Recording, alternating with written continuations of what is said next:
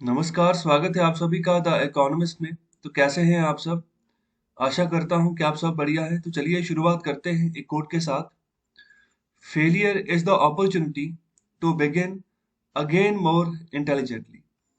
तो फेलियर जब भी आता है किसी भी काम को करने में, जब भी काम ना हो पाए, फेलियर हो जाए, तो फिर दोबारा से भी आपके पास अपॉर्चुनिटी रहती है, एक रास्ता रहता है कि दोबारा से सही तरीके से अप्रोच लगाई जाए उसी काम के ऊपर और कोशिश की जाए कि हम उसको करें। ओके, तो ये बात कही गई है हेनरी फोर्ड के द्वारा। तो हेनरी फोर्ड कौन थे? ये फोर्ड कंपनी के फाउंडर थे। ओके, तो ये एक इंडस्ट्रियलिस्ट थे, बिजनेसमैन थे। तो फोर्ड की गाड़ियां आपने देखी होंगी, फोर्ड के ट्रैक्टर्स भी आते हैं और गाड़ियां भी बनती हैं। तो ये अमेरिकन कंपनी है फोर्ड। ओके, तो ये अमेरिका के ही थे हेनरी फोर्ड। और यही ये वो पर्सनैलिटी थे जिन्होंने जो इंडस्ट्रीज होती ना, तो उनका थोड़ा सा उनके सेटअप में चेंज किया था कि अगर देखो हमें मास प्रोडक्शन निकालनी है तो किस तरीके से निकालें कि जल्दी से जल्दी जो कंज्यूमर की डिमांड है वो हम पूरी कर सकें। तो कंज्यूमर में डिमांड रहती है कि हमें गाड़ियां चाहिए, जल्दी से जल्दी चाहिए। तो उसके लिए आपकी प्रोडक्शन जो प्रोसेस है, प्रोडक्शन प्रणाली है, वो भी उसी तरीके से होनी चाहिए ना कि वो जल्दी से जल्दी कर दे। तो पहली बार इन्होंने ही ऐसी यहाँ पर प्रणाली इंट्रोड्यूस की थी कि असेंबली लाइंस, यहाँ पर उसको सबसे पहले इंट्रोड्यूस किया गया था तो इन्हीं के द्वारा। तो असेंबली लाइन कहने का मतलब कि जैसे एक गाड़ी बन रही है ना, तो एक गाड़ी की पूरी लाइन बन जाएगी, एक कतार लग जाएगी। और जैसे गाड़ी धीरे धीरे आगे बढ़ती जाएगी, कोई ऐसा होगा कि कोई उस गाड़ी के ऊपर जो है विंडशील्ड लगा रहा होगा, कोई उसके डोर्स लगा रहा होगा। मतलब धीरे धीरे करके एक एक जब एक काम पूरा हो गया तो एक बंदे ने एक ही काम करना है। अगर विंडशील्ड लगानी है तो विंडशील्ड ही लगानी है। तो गाड़ी मतलब आगे एक लाइन लगी हुई, तो गाड़ी एक एक करके आगे आई जा रही। तो एक बार विंडशील्ड लगी फिर उसको आगे भेजे जा रहे, तो आगे वाला जो दूसरे का काम है, हो सकता है उसका काम है कि डोर्स लगाने। ओके, तो फिर वो डोर्स ही लगाया जा रहा है। तो इस तरीके से काम ही दे दिया, अलग अलग तरीके से काम को डिस्ट्रीब्यूट कर दिया। ओके, तो ऐसे ही प्रोसेस को हम बोलते हैं असेंबली लाइन। तो आज पूरी दुनिया में जितनी भी गाड़ियां बनती हैं ना, वहां पर सेम ही फॉर्मूला लगाकर उसको बनाया जाता है। असेंबली लाइंस में उनको रखा जाता है, चाहे बाइक बनानी है, चाहे बड़े ट्रक बनाने, कुछ भी बनाना है तो सेम ही प्रोसीजर फॉलो किया जाता है। शुरुआत इन्होंने की थी हेनरी फोर्ड ने। ओके, तो ये बड़ी सिंपल सी बात यहाँ पर कह रहे हैं कि फेलियर जब भी हो, एक अपॉर्चुनिटी आपके पास रहती है, दोबारा से उठो और दोबारा से मुकाबला करो, दोबारा से आगे बढ़ो। और लेक्चर शुरू करने से पहले एक लाइक जरूर कर दें, ज्यादा से ज्यादा शेयर कर दें। और अगर आपको पीडीएफ चाहिए इस लेक्चर का, तो टेलीग्राम चैनल का लिंक गिवन है डिस्क्रिप्शन बॉक्स में, वहां पर जाइए, टेलीग्राम चैनल ज्वाइन करें और आपको पीडीएफ जो है डेली बेसिस पे मिल जाया करेगा।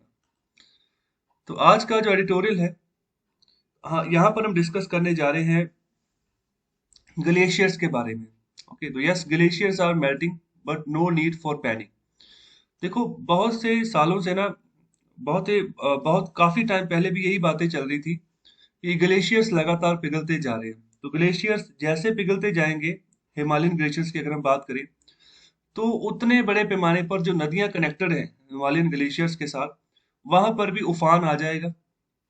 ओके, तो ये सिनेरियो यहाँ पर ये दर्शाया जाता है। तो अगर ग्लेशियर्स पूरे पिघल गए तो हो सकता है कि नदियां सूख जाए। ओके, तो ये चीज भी यहाँ पर कही जाती है। लेकिन ऑथर यहाँ पर एक अलग पॉइंट रख रहे हैं। ऑथर यहाँ पर बात कर रहे हैं कि हाँ, ग्लेशियर्स मेल्ट हो रहे हैं, लेकिन यहाँ पर घबराने की कोई जरूरत नहीं है। क्योंकि ये बिल्कुल डीपली बातें बता रहे हैं कि किस किस तरीके से यहाँ पर रिवर्स में पानी आता है। जरूरी नहीं कि ग्लेशियर्स के पिघलने से ही पानी वहां पर पहुंच रहा है। ओके, तो और भी बहुत सारे रीजंस है। लेकिन यहाँ पर एक मिथ बना दिया गया है कि मतलब कि ग्लेशियर्स पिघल रहे हैं तभी यहाँ पर जो है एनवायरमेंटल चेंजेस आ रहे हैं। तो लेकिन रिसर्चेस यहाँ पर ये भी देखने को मिल रही है कि ग्लेशियर्स आज के नहीं पिघल रहे हैं। जब से ये ice age, last ice age जब से शुरू हुई है, मतलब आज से हजारों सालों पहले से, तब से ग्लेशियर पिघलते आ रहे हैं और हमेशा हमेशा पिघलते हैं। ओके, तो ये भी यहाँ पर बातें रिसर्च के तौर पर कही गई हैं। तो चलिए अच्छे से डिस्कस करते हैं, शुरुआत करते हैं इस आर्टिकल की। तो शुरुआत में बात करें कि अभी रिसेंटली फ्लैश फ्लड आए उत्तराखंड में, तो भारी तबाही उसने मचाई थी। ओके, तो वहां पर कहा गया कि ग्लेशियर बस्ट हुआ, मतलब कि ग्लेशियर फटा है कि ग्लेशियर के पिघलने की वजह से पानी आ गया जबरदस्त तरीके से। तो जो डैम का काम वहां पर चल रहा था, और उसकी वजह से डैम डैम को भी डैमेज पहुंचा और बहुत सारे लोग थे जो लापता हो गए, जिनकी बॉडीज तक नहीं मिली। ओके, तो यही एक इंसिडेंट था जिसके बाद में उत्तराखंड में सीएम को भी बदल दिया गया। पहले त्रिवेंद्र सिंह रावत सीएम थे जब ये इंसिडेंट हुआ। अभी तीरथ सिंह रावत को चार्ज दिया गया है। ओके, तो ये सिचुएशन यहाँ पर बात कर रहे हैं ऑथर कि ग्लेशियर्स कोई यहाँ पर बैलून्स नहीं है, गुब्बारे नहीं है कि वो यहाँ पर बस्ट कर जाएंगे। तो बैलून का काम होता है कि जितना उसको फैलाओगे वो फट जाएगा। ओके, लेकिन ग्लेशियर्स भी फट जाएंगे ऐसा नहीं। ओके, तो ये बात यहाँ पर की जा रही है ऑथर की तरफ से। और ग्लेशियर्स फट रहे हैं तो इसी के चलते यहाँ पर वार्निंग्स दी जा रही है कि ग्लोबल वार्मिंग मतलब कि जब जब क्लाइमेट चेंज आ रहा है, जैसे जो एमिशंस है बढ़ते जा रहे हैं, उसके चलते ग्लोबल वार्मिंग बढ़ती जा रही है, टेम्परेचर राइज होता जा रहा है। तो उससे क्या हो रहा है कि जो हिमालयन ग्लेशियर्स है वो पिघलते जा रहे हैं, उनकी क्विक मेल्टिंग हो रही है। और जब वो यहाँ पर मेल्टिंग हो जाएगी, जरा लगातार मेल्टिंग हो जाएगी, तो यहाँ पर जो फ्लो जा रहा है गंगेटिक प्लेन्स में, गंगेटिक प्लेन्स मतलब कि जहां पर भी पूरे उत्तर प्रदेश को क्रॉस करके जाती है गंगा, तो उसके आसपास का पूरा रीजन, उसको हम यहाँ पर गंगेटिक प्लेन बोलते हैं। ओके, कि मतलब पहाड़ नहीं है, प्लेन इलाका, मैदानी इलाका है, गंगेटिक प्लेन उसको हम कहते हैं। तो वहां पर फ्लो भी जो है ना नष्ट हो सकता है, मतलब कम हो सकता है। जब ज्यादा सारे ही जो है ग्लेशियर्स पिघल जाएंगे, पानी रहेगा नहीं, तो फिर फ्लो कैसे आएगा? तो अगर फ्लो हो गया तो हो सकता है कि डिजर्टिफिकेशन हो जाए, सूखा पड़ जाए, जैसे राजस्थान में हालत है। ओके, तो बिल्कुल वैसे ही हालत यहाँ पर भी गंगेटिक प्लेन जो यहाँ पर जो एरिया है, जो उत्तर प्रदेश वाला एरिया है, बिहार वाला एरिया है, तो वहां पर भी सेम चीज हो जाए।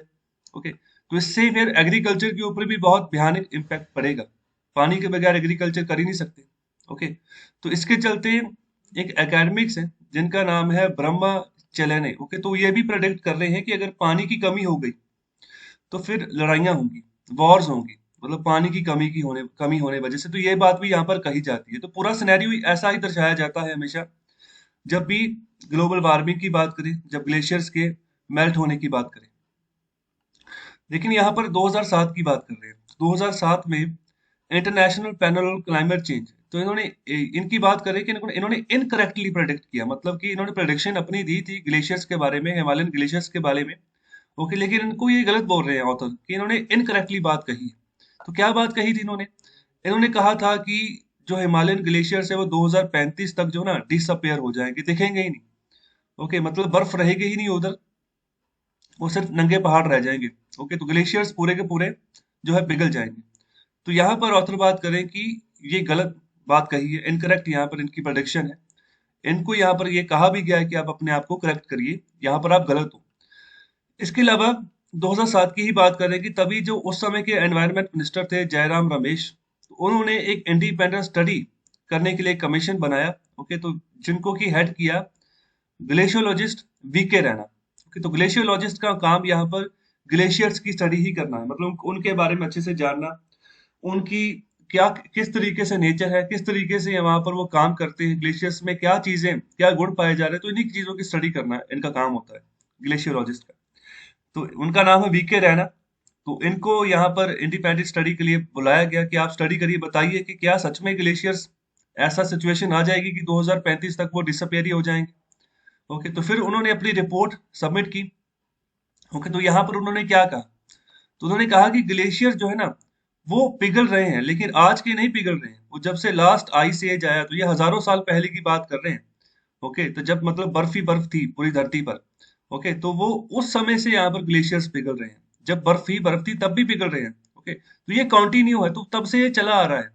ओके, तो यहाँ पर अगर मेल्टिंग हो रही है तो यहाँ पर इसका मतलब हम ये नहीं कह सकते कि melting had not accelerated in recent decades even if temperatures had risen। तो यहाँ पर ये बात कर रहे हैं कि पिछले कुछ दशक में, जो डिकेड्स में ऐसा भी हुआ है, टेम्परेचर राइज हुआ है, लेकिन मेल्टिंग नहीं हुई इतने बड़े पैमाने पर ग्लेशियर्स की जितनी पहले होती थी। ओके, तो ये भी सिचुएशन हमारे सामने रहती है। ओके, तो इसके अलावा जो रहना है वो कह रहे हैं कि जो ग्लेशियर मेल्ट होता है वो बेयरली यहाँ पर 2% जो है ना यहाँ पर ऐड करते हैं जो गंगा में पानी का फ्लो जाता है। ओके, तो एट इलाहाबाद यहाँ पर बात कर रहे हैं कि जब इलाहाबाद तक जब गंगा पहुंचती है, ओके, तो वहां पर जब अगर ग्लेशियर मेल्ट होते हैं, पिघलते हैं, तो उनका सिर्फ 2% बेयरली यहाँ पर गंगा के पानी में फ्लो होता है। ओके, तो बाकी जो नेचुरल जो फ्लो जा रहा है गंगा का, तो वो है। ओके, तो ये चीज यहाँ पर कहना है किनका? वीके रैना का। ओके, तो इसके बाद यहाँ पर बात करें कि जो रेन आती है ना, तो रेन जो है सारा का सारा काम करती है, जो बारिश होती है तो फिर वो फ्लो को और आगे बढ़ा देती है। ओके, तो बारिश के ऊपर डिपेंडेंसी इनकी ज्यादा कही जा रही है। और इसी के चलते ये कह रहे हैं कि अगर सपोज करो ग्लेशियर्स मेल्ट भी हो जाते हैं, ओके, तो एक सदी के बाद सपोज करो हो गए, मेल्ट हो गए, तो लेकिन फिर भी जो रिवर है और जो एग्रीकल्चर है ना, तो यहाँ पर बहुत कम इम्पैक्ट पड़ेगा उनके ऊपर। क्यों? क्योंकि ये कह रहे हैं कि रेनफॉल का भी अपना एक मतलब रोल है इस चीज में। जब फ्लो बढ़ता है, ओके, जो फ्लो बढ़ता है किसी भी नदी में, तो यहाँ पर गंगा की बात कर रहे हैं फिलहाल। तो आगे यहाँ पर बात करें, ऑथर बात कर रहे हैं अभी, वो कह रहे हैं कि जो रैना का 2% का एस्टीमेट है ना, ये भी बहुत हाई है।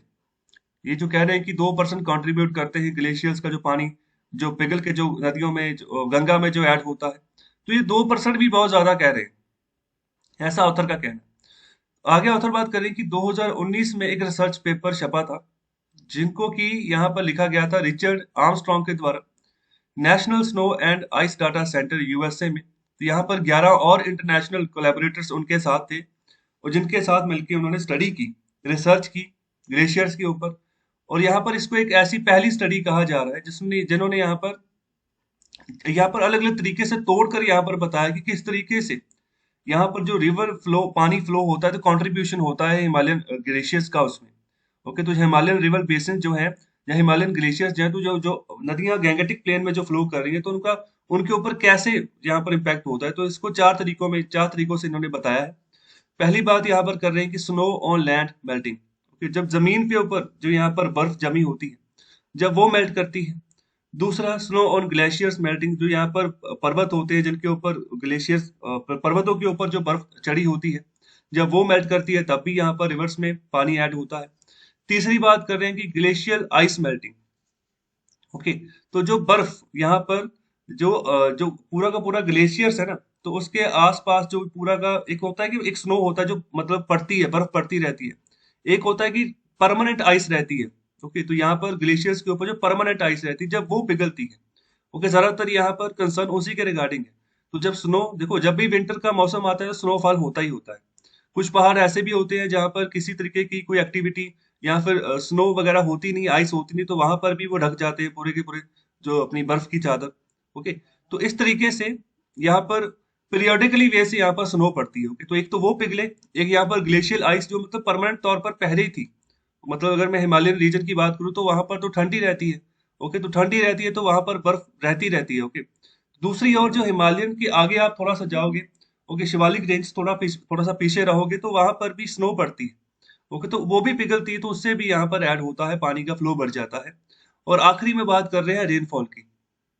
जब यहाँ पर नेचुरली जो बारिश होती है, कुदरती जो बारिश होती है, तो ये चार चीजों के हिसाब से इन्होंने रिसर्च को तोड़ा है, रिसर्च को यहाँ पर इस तरीके से स्टडी की कि इस तरीके से पानी जो है ना ऐड होता है नदियों में।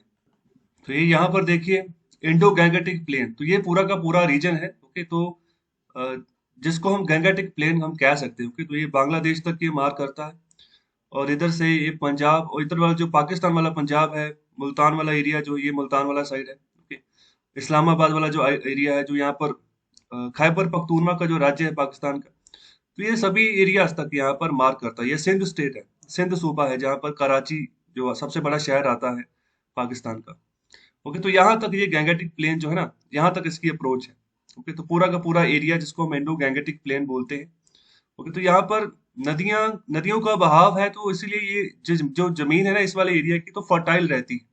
खास तौर पे हम यहाँ पर अगर ये पूरा का पूरा ये पंजाब रीजन की बात करें, हरियाणा और ये वेस्टर्न उत्तर प्रदेश की बात करें, तो यहाँ पर तो जमीन ज्यादा फर्टाइल है अगर हम ईस्टर्न कंटेंट के हिसाब से अगर कंपैरिजन करें तो। चलते आगे बात कर रहे हैं, और आगे बात कर रहे हैं कि जो स्टडी, जो अभी रिसेंटली स्टडी की गई, तो उसके चलते जिन जिन पैरामीटर्स को कवर किया है ना, तो यहाँ पर बात करें कि हाई एल्टीट्यूड एरियाज को ही यहाँ पर देखा गया है, जैसे जिनकी जो यहाँ पर ऊंचाई 2000 मीटर से ऊपर है। ओके, तो उन्हीं एरियाज के ऊपर स्टडी की गई, जो जिन हमने चार फैक्टर्स की अभी हमने जिनकी बात की है। ओके, तो यहाँ पर एग्जाम्पल के तौर पर मसूरी की बात कर रहे हैं, जो कि उत्तराखंड में पड़ता है। और दूसरा यहाँ पर दार्जिलिंग की बात करते हैं, जो कि वेस्ट बंगाल में पड़ता है। तो वेस्ट बंगाल का भी जो हिमालयन रीजन है, तो वहां पर वो दार्जिलिंग एक तरीके के यहाँ पर हिल स्टेशन है ये। ओके, मसूरी भी हिल स्टेशन है। तो इस तरीके से यहाँ पर बात कर रहे हैं, क्यों कर रहे हैं कि 2000 मीटर की ऊपर वाली जो यहाँ पर ऊंचाई के ऊपर जो ग्लेशियर्स है, तो उन्हीं को स्टडी क्यों कर रहे हैं? क्योंकि यहाँ पर बात कर रहे हैं कि बिल्कुल सिंपल सी बात है कि जो यहाँ पर प्लेन्स में जो रिवर फ्लो हो रही है ना, मतलब जो मैदानी इलाकों में जो रिवर्स फ्लो हो रही है, तो सीधी सीधी बात है कि वहां पर जो बारिश का पानी है ना, तो उन्हीं उन्हीं से वो ज्यादातर नदियां डोमिनेट रहती हैं। ओके, तो इसी के चलते यहाँ पर 2000 मीटर की ऊपर की ऊंचाइयों वाली जो यहाँ पर रीजन है उनके ऊपर स्टडी की गई, कैसे बर्फ पिघलती है, क्या इसका कोई इम्पैक्ट पड़ता है ग्लेशियर्स के पिघलने का, कि नदियां के पानी में जहाँ उफान आता है या कमी होती है। तो इसी के चलते यहाँ पर 2000 मीटर्स के ऊपर तक की यहाँ पर स्टडी की गई। तो यहाँ पर पाया गया, तो यहाँ पर जो बात कही गई कि जो ग्लेशियर मेल्ट होता है, जो यहाँ पर ग्लेशियर्स की जो बर्फ जो परमानेंट जमी हुई, तो वो जो मेल्ट होती है, तो वो अगर गंगा बेसिन में आती है ना, तो नदियों में अगर ऐड होती तो सिर्फ यहाँ पर 1% से भी कम है वो। ओके, तो यहाँ पर जो ग्लेशियर्स की जो आइस मेल्ट होती है, तो अगर हम कहें कि गंगा नदियों गंगा के जो और भी जो इंटरकनेक्टेड नदियां वहां पर आ रही है, तो सिर्फ लेस देन 1% है। और उसी के चलते यहाँ पर जो जब विंटर का मौसम आता है, सर्दियों का मौसम आता है, तो जब बर्फ पड़ती है, ओके, तो ग्लेशियर्स के ऊपर, तो वो बर्फ जब पिघलती है, ओके, तो उसका कंट्रीब्यूशन सिर्फ 4% तक का है। और जो मैदानी इलाकों पर जो बर्फ पड़ती है ना, तो उनका कंट्रीब्यूशन, ओके, यहाँ पर 43% कह रहे हैं। और सबसे ज्यादा जो कंट्रीब्यूशन है वो रेनफॉल का है, 52% का। ओके, तो अभी हमने बात किसकी की, हमने बात की है गंगा बेसिन की। ओके, तो गंगा बेसिन की अभी बात हो रही है। और दूसरी बात यहाँ पर कर रहे हैं इंडस बेसिन की। मैं अभी आपको बताता हूँ, ये 3 अलग अलग बेसिन है हमारे भारत के। पहली बात गंगा बेसिन की होगी, दूसरा अभी इंडस बेसिन की बात करें, तो उसके चलते भी सेम बात कर रहे हैं। ओके, तो अगर यहाँ पर ग्लेशियर्स आइस की बात करें तो यहाँ पर 2%। ओके, तो अगर हम यहाँ पर बात करें जो बर्फ पड़ती है विंटर के मौसम पर ग्लेशियर्स की, तो उनकी कॉन्ट्रीब्यूशन 6% है। और यहाँ पर जो स्नो और लैंड है, तो उनकी कॉन्ट्रीब्यूशन 67% है। और रेनफॉल की कॉन्ट्रीब्यूशन 23% है, अगर हम यहाँ पर इंडस बेसिन की बात करें तो। ओके, तो आगे लास्ट में है ब्रह्मपुत्र बेसिन, तो यहाँ पर 1%, 7%, 26% एंड 66%। तो ब्रह्मपुत्र बेसिन में भी बारिश का अहम रोल अदा होता है। ओके, तो 66% रेनफॉल के थ्रू ही यहाँ पर नदियां में उफान आता है या फिर कमी देखने को मिलती है पानी की। लेकिन अगर बात करें इंडस बेसिन की, तो यहाँ पर जो बर्फ जमती है ना जमीन के ऊपर, तो वहां पर सबसे ज्यादा कॉन्ट्रीब्यूशन है।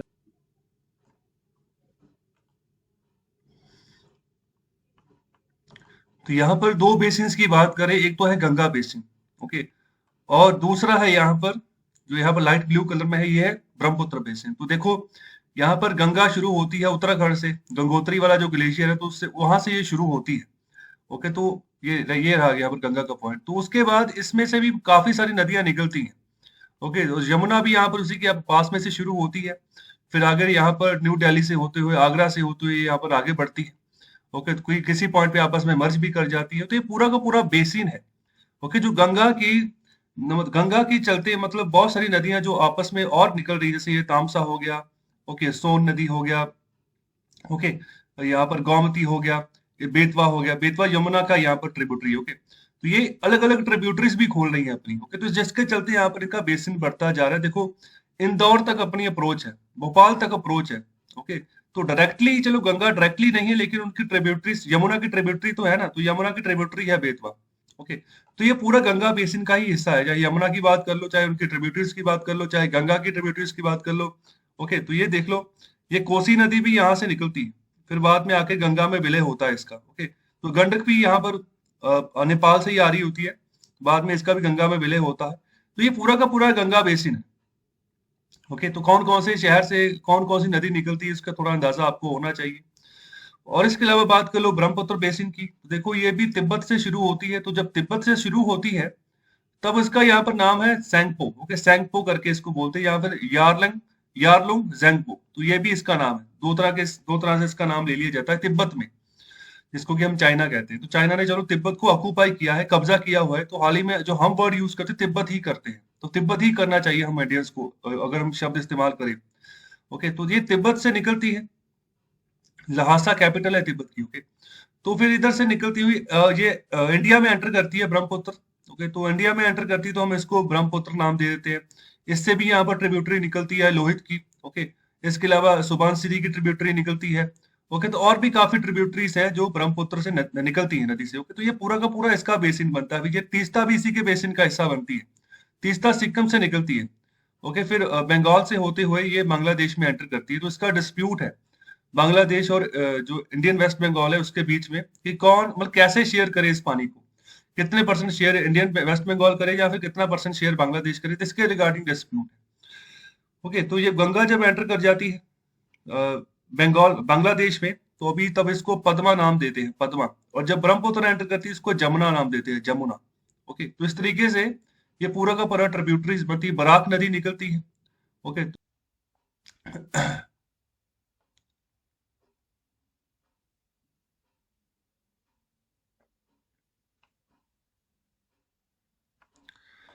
और अभी बात करते हैं इंडस रिवर रिवर बेसिन की। तो ये भी देखिए यहाँ से शुरू होती है इंडस रिवर।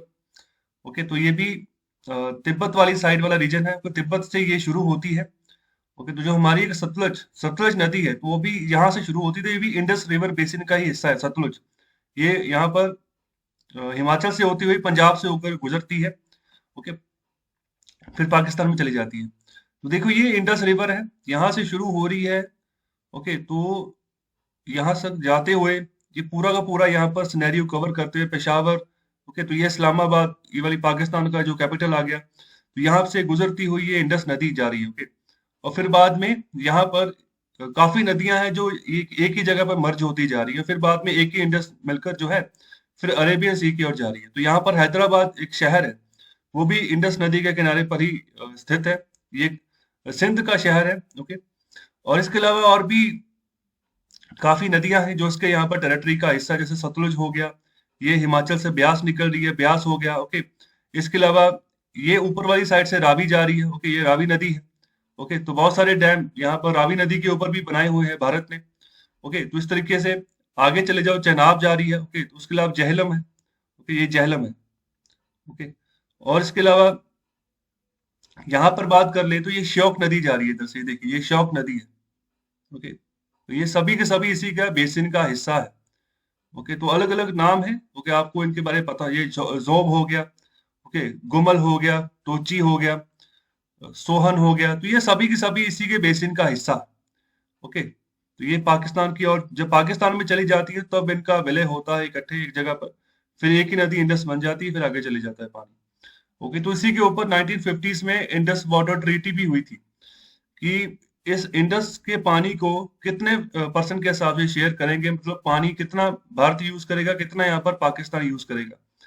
तो कितने परसेंटेज के हिसाब से ये ट्रीटी हुई थी, आंसर करें कमेंट बॉक्स में। उस समय जो गारंटर था ना इस ट्रीटी का, वो था वर्ल्ड बैंक। ओके, अगर हम कई बार ऐसा भी कह देते हैं कि जो भारत ने डैम बनाए हुए हैं, भारत और मतलब डैम पे डैम बना दे इधर, और पाकिस्तान को ज्यादा पानी रोक सकते हैं, काफी पानी रोक सकते हैं, लेकिन ऐसा नहीं कर सकते, क्योंकि वर्ल्ड बैंक जो था ना वो गारंटर था 1950s में जब ये ट्रीटी हुई थी। ओके, तो वर्ल्ड बैंक को अगर हम नाराज कर देते हैं तो बहुत सारे प्रोजेक्ट हमारे रुक सकते हैं, और फ्यूचर में भी अगर फंडिंग की बात करें तो जो वर्ल्ड बैंक जो है ना वो हम पर भरोसा नहीं करेगा कि आप।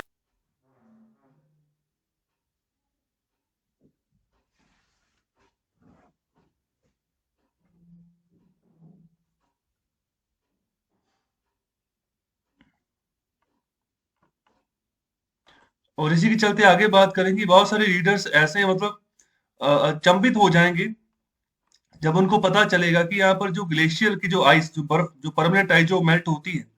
ओके, तो यहाँ पर वो सिर्फ और सिर्फ 1% से भी कम है। अगर हम बात करें हायर हिमालयस की, मतलब जितना भी हिमालयस के ऊपर हम जितनी एल्टीट्यूड पर जाते जाएंगे उतना कंट्रीब्यूशन कम होता जाएगा, जो ग्लेशियर की जो जिनकी जो परमानेंट आइस जो है मेल्ट होती है। ओके, जो एक तो हो गया स्नो जो बर्फ पड़ती है, दूसरा जो यहाँ पर आइस पहले से है वो मेल्ट होते हैं। अगर उसके हिसाब से बात करें तो 1% से भी कम है, जितना भी ऊपर, जितना एल्टीट्यूड हमारा ऊपर जाता जाएगा। तो यहाँ पर कुछ एस्टिमेट्स, कुछ रिसर्चर्स का और भी हाई है। ओके, तो यहाँ पर जो नई स्टडीज यहाँ पर जो आई है, तो वही सजेस्ट कर रही है कि जो बाकी के रिसर्चर्स है ना, ज्यादातर वो फेल हो गए हैं। वो अंदाजा ही नहीं लगा पाए कि यहाँ पर स्नो मेल्ट हो रही है या फिर ग्लेशियर मेल्ट हो रहे हैं। ओके, जो यहाँ पर रूटीन के हिसाब से बर्फ पड़ती है वो मेल्ट हो रही है, या फिर जो ग्लेशियर्स है वो मेल्ट हो रहे हैं, तो इसका अंदाजा ही भी लोग नहीं लगा पाए। इस रीजन इसका यही है क्योंकि जिस जमाने पे इन्होंने रिसर्च की है, तो टेक्नोलॉजी नहीं थी उस समय इतनी प्रबल, डाटा उस हिसाब से यहाँ पर नहीं मिला उनको जिस तरीके से आज अवेलेबल है। ओके, तो यही एक कारण है कि अभी डिफरेंस बड़ा होता जा रहा है कि उन्होंने जो स्टडी की है और अभी जो डाटा निकल कर आ रहा है ना, तो काफी डिफरेंस निकल कर आ रहा है। तो पहले ओवरऑल एक ही बात चलती थी कि ग्लेशियर्स मेल्ट हो रहे हैं।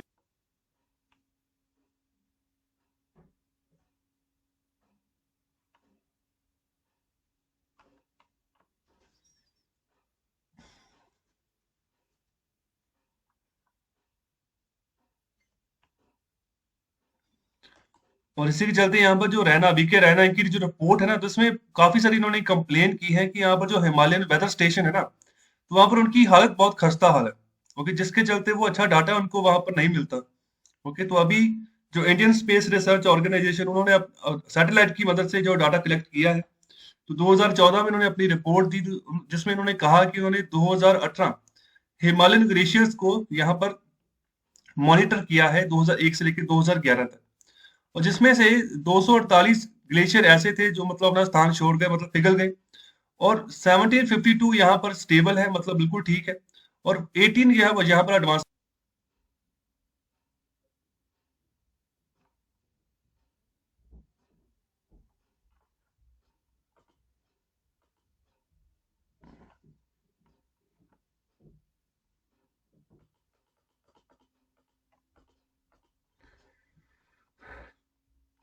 और इसी के चलते आगे बात करें कि यहाँ पर काफी बड़े पैमाने पर स्नोफॉल होता है सर्दियों में।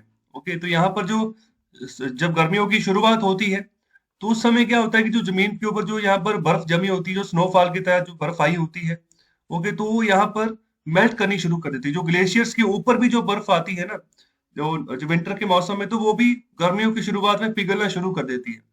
तो यहाँ पर जब स्नो मेल्ट होती है, जो ऊंची जो माउंटेन्स होती है वहां से, तो वो भी ग्लेशियर्स के साथ ही फ्लो कर देती है। ओके, तो यहाँ पर ग्लेशियर्स के साथ ही वो फ्लो करती है, तो यहाँ पर गलती वहां पर हमारी निकल जाती है कि हम ये कह देते हैं कि वो ग्लेशियर्स मेल्ट कर रहे हैं, तो हालांकि वो ग्लेशियर्स के ऊपर वाली जो परत थी बर्फ की, ओके, जो यहाँ पर जो विंटर में पड़ी है, तो वो पिघली है वो। ओके, तो बड़े पैमाने पर वो पिघलती है, जो कि जब आगे पानी फ्लो करता है तो उसके साथ वो पानी उसका चला जाता है आगे। ओके, तो जब यहाँ पर जो स्नो,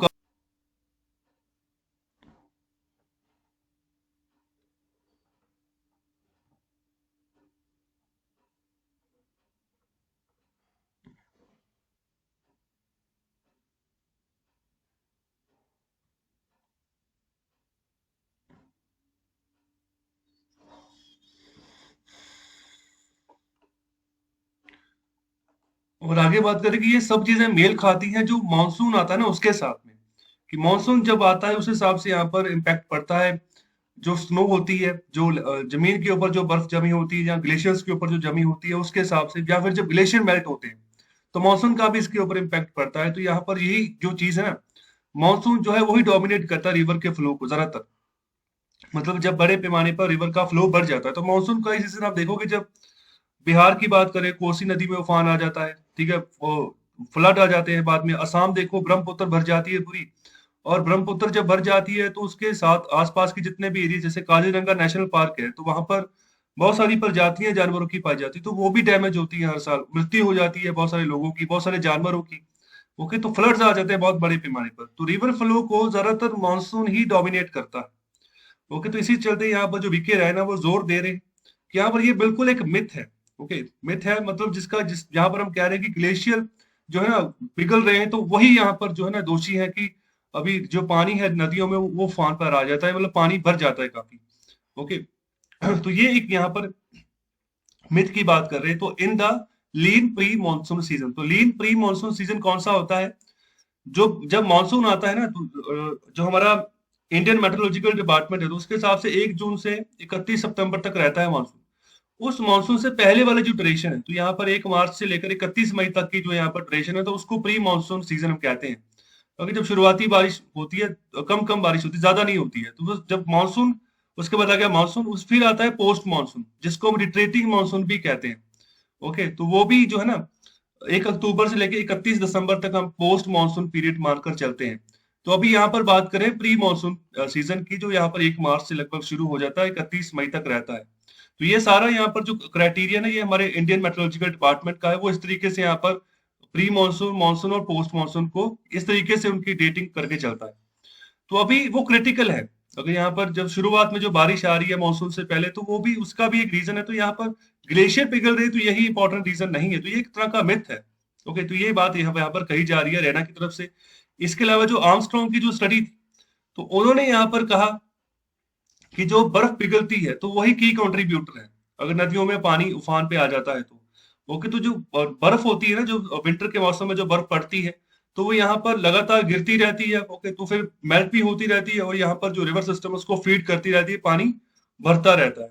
ओके, और साथ ही साथ ये भी बात करेंगे, after every glacier disappears century sense, मतलब जब भी कोई सदियों में अगर बात करें, कोई ग्लेशियर डिसअपेयर होता है, तो उसमें ज्यादातर रोल यहाँ पर जो स्नो होती है ना, तो उसी का रोल रहता है।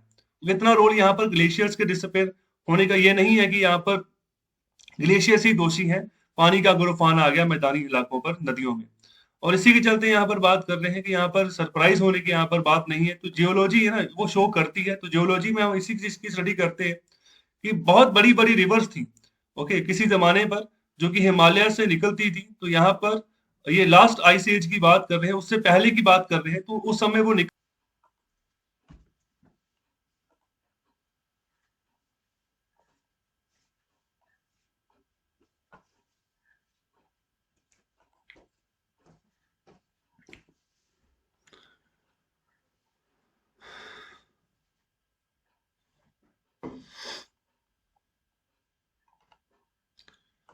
तो कुछ ऐसे दिखते हैं बर्फ के पहाड़, जिनको हम ग्लेशियर्स कहते हैं।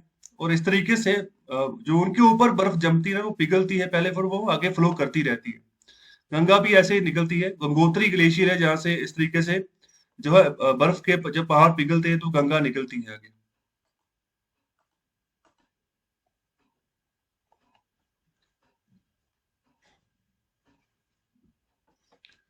और इसी के चलते आगे बात करें कि जितनी भी फोरकास्ट अभी करते की जाती है ना ग्लोबल वार्मिंग के चलते, कि यहाँ पर अगर हिमालयन स्नोफॉल की बात करें, तो ज्यादातर यहाँ पर काल्पनिक बातें की जाती हैं।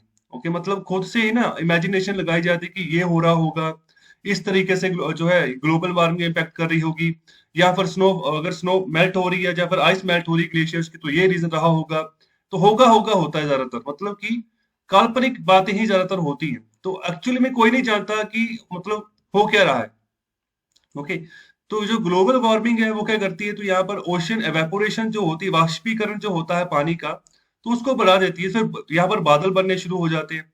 जब बादल बनने शुरू हो जाते हैं, तो फिर रेन बढ़ती है, ओके, बारिश होती है बादलों से। तो यहाँ पर फिर साथ ही साथ जो है बर्फ है वो भी गिरती है।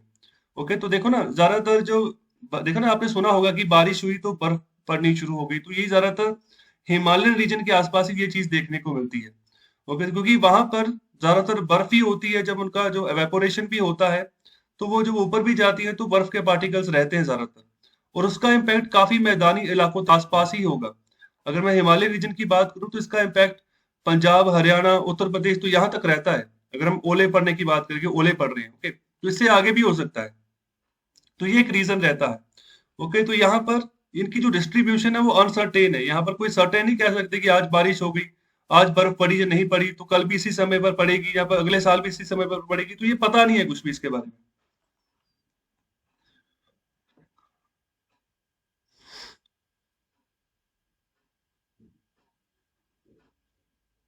और अभी जो बात कर रहे हैं, वो कह रहे हैं कि जो एरिया, जो सर्दियों में जो बर्फ पड़ती है ना, स्नो पड़ती है, इसी तरीके से जब जब बर्फबारी होती है, जब बादल बनते हैं, तो यहाँ पर वो एरिया बहुत ज्यादा कवर करती है। ओके, अगर हम कंपेयर करें ग्लेशियर्स के साथ, ओके, तो इसके मुकाबले में जो बर्फ पड़ती है वो बहुत बड़े पैमाने पर एरिया कवर करती है, और कंट्रीब्यूट भी ज्यादा करती है। ओके, तो अभी वही चीज यहाँ पर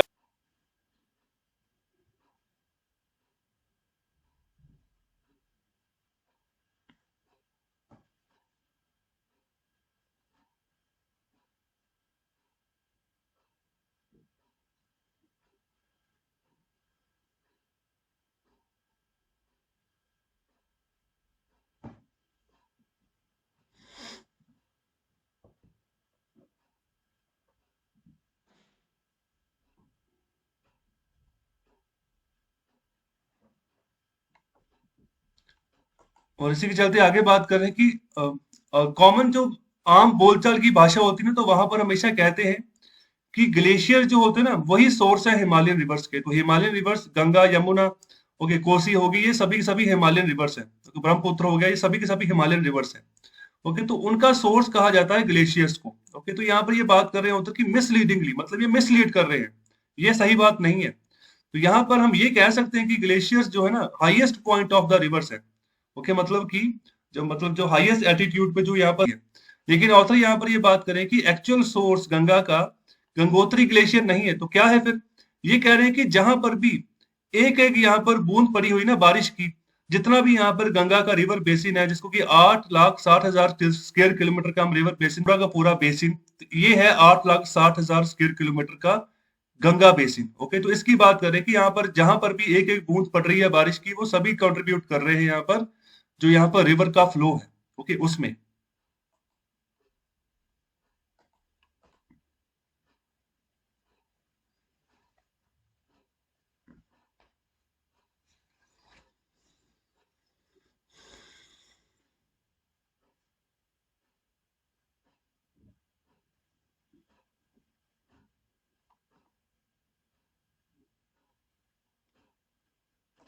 और आखिर में ऑथर बात कर रहे हैं कि जो स्टडीज की वीके रैना ने, ओके, 2007 में जब यहाँ पर इंडिपेंडेंट बॉडी बैठाई गई थी जयराम रमेश के द्वारा।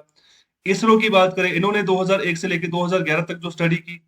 इसके अलावा आर्मस्ट्रॉन्ग की जो स्टडी थी, जिसमें यहाँ पर 11 और भी कंट्रीब्यूटर्स थे इनके यहाँ पर रिसर्च पेपर में।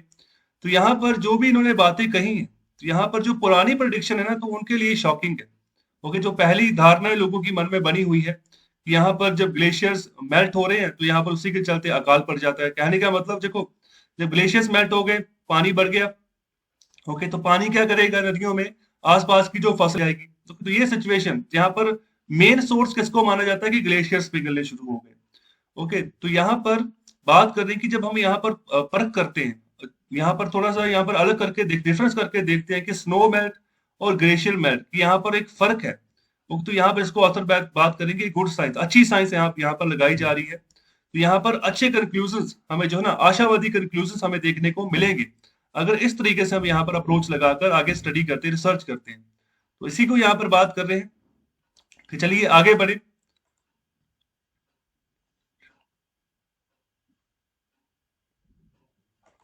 कि अगर ग्लेशियर रिट्रीट करते हैं, ग्लेशियर पिघल जाते हैं, तो उसका एडवर्स इफेक्ट तो रहेगा, साइड इफेक्ट रहेगा किनके ऊपर, जो ग्लेशियर्स के साथ जो इंटरकनेक्टेड लेक्स हैं, जो झीलें हैं, तो वहां पर भी जो है ना, हो सकता है ग्लेशियर अगर पिघले तो पानी वहां पर भरना शुरू हो जाएगा, तो पानी भरना शुरू हो जाएगा लेक्स में। तो जैसे उत्तराखंड में अभी जो त्रासदी आई थी ना, वहां पर रीजन यही था। वहां पर जो ग्लेशियर जो पिघला, ओके, और जहाँ फिर जो बर्फ पिघली, तो उसमें क्या हुआ कि पत्थरों का एक झुंड इकट्ठा हो गया, जिसमें वो पानी इकट्ठा होता गया। ओके, तो जो एक लेक थी ना, वो लेक में पानी जमा होता गया। और जब हमने क्या किया, डैम बनाना शुरू कर दिया, तो वहां पर देखो, जब भी डैम बनता है ना, तो कंस्ट्रक्शन एक्टिविटीज में काफी कुछ हम ऐसी एक्टिविटीज करते हैं, जैसे बॉम्बिंग हो गया, कोई टनल निकालनी है तो वहां पर ब्लास्ट करते हैं, तो फिर जिससे ना पूरा साउंड इफेक्ट जाता है पूरे पहाड़ों के ऊपर। तो ये साउंड इफेक्ट ही यहाँ पर गया। ये यहाँ पर जो पत्थर से पत्थर जुड़ा हुआ, तो वह पत्थर निकलने शुरू हो गए, खिसकने शुरू हो गए, और जो पानी यहाँ पर बड़े पैमाने पर इकट्ठा था, फिर वो निकलना शुरू हो गया। जब निकला तो फिर वो डैम को भी उसने डैमेज किया, और बहुत सारे लोगों को भी बहा के ले गया साथ में। ओके, तो यही चीज कह रहे हैं कि ग्लेशियर जब रिट्रीट करते हैं, अलोप होते हैं, जब जब पिघलते हैं, तो उनके साथ जो कनेक्टेड ग्लेशियर लेक्स होती हैं, उनके ऊपर भी इसका प्रभाव पड़ता है। और साथ ही साथ जो यहाँ पर आसपास के जो यहाँ पर जंगल होते हैं, जो जीव जंतु होते हैं, पौधे होते हैं, जानवर होते हैं, उनके ऊपर भी इम्पैक्ट पड़ता है। ओके, तो लास्ट में यही, और अकाल पड़ गया, और यहाँ पर युद्ध का यहाँ पर जो ना माहौल बनना शुरू हो गया, ये गलत है। ओके, तो ग्लेशियर्स के, अगर ग्लेशियर्स के कुछ इम्पैक्ट पड़ता भी है, तो इसको यहाँ पर यही कह रहे हैं इस आर्टिकल में कि कोई क्राइसिस वाली सिचुएशन नहीं है। ओके, तो यहाँ पर जो नेचुरली बर्फ पड़ती रहती है, तो उसका भी इम्पैक्ट रहता है, यहाँ पर ज्यादातर उसका इम्पैक्ट रहता है। ग्लेशियर्स मेल्ट होने का इम्पैक्ट बहुत कम होता है, तो बहुत कम पैमाने पर ग्लेशियर्स मेल्ट होते हैं। ज्यादातर जो बर्फ पड़ती है, जो डेली रूटीन के हिसाब से जो यहाँ पर बादल बनते हैं, जो बर्फबारी होती है, तो उसका ज्यादा इम्पैक्ट रहता है।